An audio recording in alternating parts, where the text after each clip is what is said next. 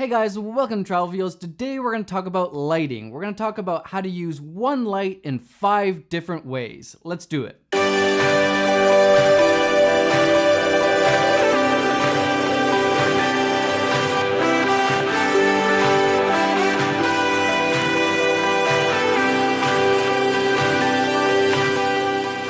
So in filmmaking, lighting is super important. I don't think people really realize how important lighting is when they're first getting into filmmaking. Most of the time, it actually matters way more what kind of lighting you're using and how good your lighting is versus what camera or lenses you're using.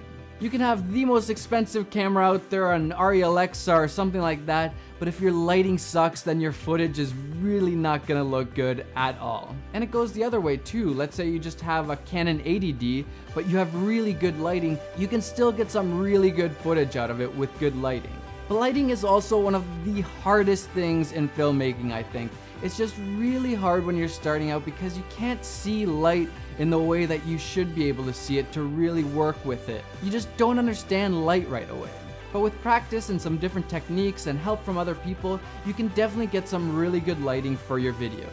For example, right now I'm using 3 different lights like I showed you guys in the beginning. We have our key light, and that's our main light. That's gonna be the main light that lights me up right now. And then we have some other little lights, one that's on the background over there, and then another one that's just filling me in a little bit so it's not quite as harsh with the contrast. But many of you aren't gonna have 3 really good lights to use like I do right now. So what can you do with just one light? I wanted to show you guys 5 different lighting techniques that you can do with just one light. That's all you need is just one light.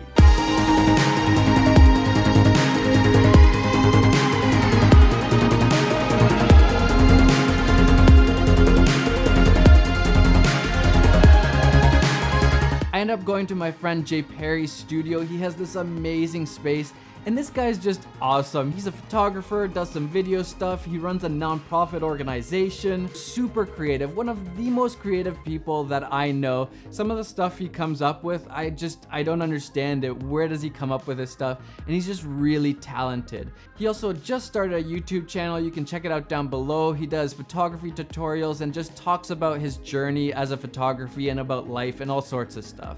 I guarantee you his channel is gonna blow up, so if you wanna be part of the beginning, the birth of his channel, go and subscribe to him and send him some love. He really deserves it.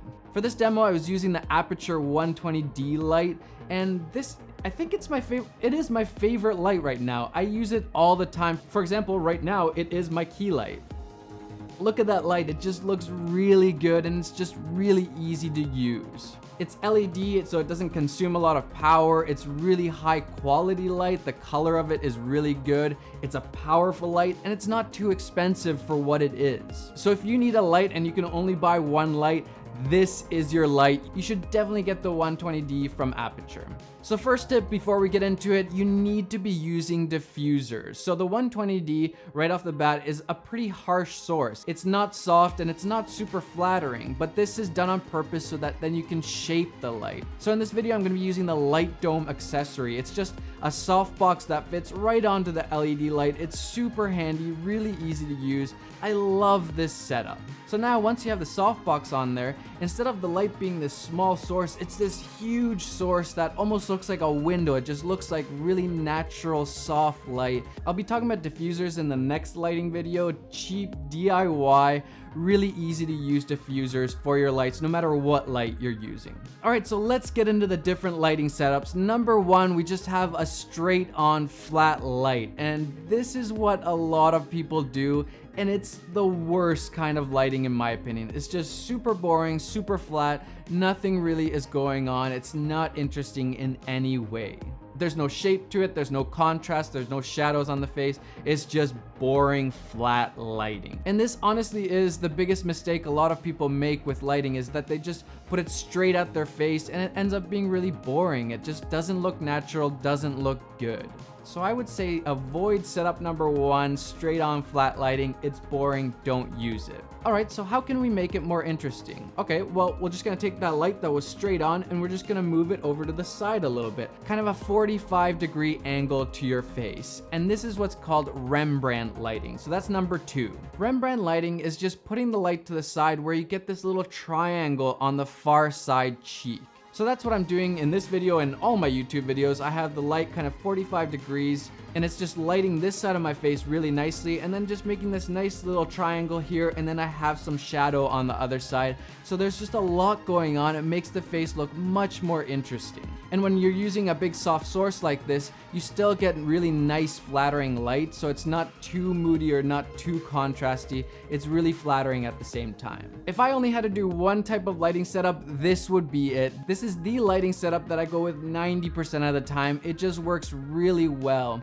And you can also adjust it a little bit depending on how moody you want things. You can kind of move the light closer to the front or further to the side, and that's going to change how much shadow there is on the far side of the face, how small this triangle gets. So if you want it to be more moody, you can move it more over to the side and you're going to get less light, a little bit smaller triangle on this side. Whereas if you want a less moody look or a little bit more lighthearted feel, you're just going to move the light over so it's a little bit more straight on, but still keep some of that shadow because it just makes the face look a lot more interesting. Super easy to do. I highly recommend this lighting setup for any talking head stuff. This is a really good one. Number 3 is split lighting, and this is where we put the light completely to one side or the other, and that means you're only going to get light on one side of the face, and then the other side of the face is going to be completely in the shadow, completely in the dark. And now this is a really moody look, so it's not gonna work for everything. For example, I wouldn't light my YouTube videos like that, but it works really well for, say, music videos or narrative stuff where you're trying to create this mood, this really dark look, this kind of light versus dark, good versus evil. It just makes it really interesting, and it kind of makes the face look a little bit menacing in a way. So this is another great way that you can use just one light to get really cool, interesting lighting in your videos. Number 4 is top-down lighting. So we're gonna stick the light exactly above, right above the character, and this light is just gonna come straight down. And I really like this look. It's a really interesting, really cool look. Again, it's pretty moody, so it's not gonna work for everything, but I really like this look. It is a little bit harder to get this kind of lighting because you need a big boom arm or something to put the light on top, but with some creativity or just the right stand, you can definitely make this happen. It's really easy. So this could be a really cool way of lighting. For example, if you need to move in all directions and you don't want to see light stand, you could hang the light off the roof, and that way you can move in any direction and you're never going to see the light, but you're going to get this really nice looking light on your subject. So again, this works really well for things like music videos and narrative stuff. Not so good, again, for YouTube filmmaking because it's a little bit moody, I think. But it's a really cool look, one of my favorites by far. And then number 5, we have butterfly lighting. And all this is taking that top-down light and we're moving it a little bit forwards or away from the subject.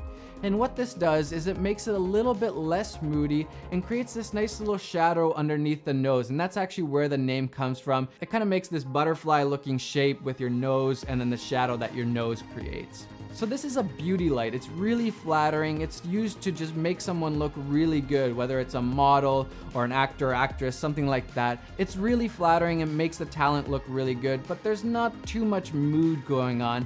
And I tend to like moody lighting. I just think it's a lot more interesting, so I don't actually use butterfly lighting very often at all. But you might have totally different needs, so if you have a lot of fashion shoots or you're trying to do makeup stuff, maybe this is the way to go. Get some really nice beauty light for yourself.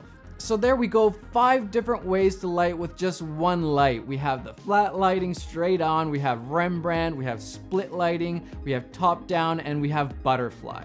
They're all really great looks except for number 1, flat lighting. Do not use that one so much.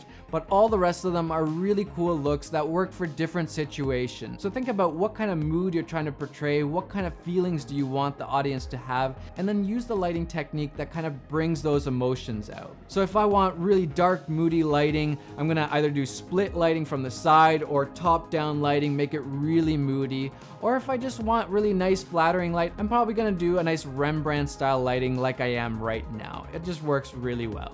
Alright guys, that's it for this one. I want to do a lot more lighting tutorials because I think there's just so much going on and so much to learn, and it's really hard to find resources on lighting, I find, and you might not have all the lights to kind of play around with and use trial and error to figure out what's going on. So it really helps to have somebody else tell you some techniques and show you some different ways of lighting. Alright guys, if you haven't seen, the back to school sale is still going on. The LUTs, the presets, they're all on sale. All the courses are on sale. That's only going to be going on for the next week or so. So if you've been checking any of those out, make sure to grab them before the sale ends. Hit that like button, subscribe to the channel. I hope you guys are all having a good time back at school. Guys, enjoy the filmmaking process and go get some of those travel feels.